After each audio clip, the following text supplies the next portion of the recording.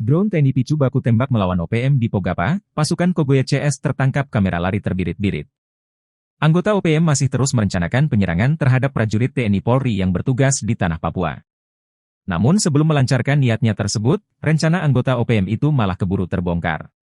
Itu terungkap saat komplotan pengacau keamanan itu berkumpul di sebuah lokasi di dekat Kampung Pogapa, Distrik Homeo, Kabupaten Intan Jaya. Pada saat itulah, sebuah pesawat mata-mata yang dioperasikan prajurit TNI Polri berhasil mendeteksi keberadaan anggota OPM di lokasi tersebut.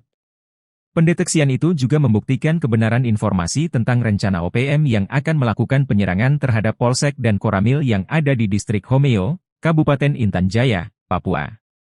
Atas fakta tersebut, aparat keamanan melepaskan tembakan. Rupanya tembakan itu langsung dibalas juga dengan tembakan, sehingga terjadilah saling serang antara OPM dengan prajurit TNI Polri. Insiden baku tembak di siang bolong itu terjadi cukup lama. Hampir sekitar 1 jam lamanya, anggota OPM dan prajurit TNI Polri saling menembak satu sama lain. Untungnya, hingga insiden itu berakhir, tak ada korban jiwa baik itu di kalangan prajurit TNI Polri maupun di pihak anggota OPM. Yang mengerikan, adalah peristiwa baku tembak itu terjadi di Kampung Pogapa, Distrik Homeo, Kabupaten Intan Jaya, Papua Tengah pada Jumat 10 Mei 2024.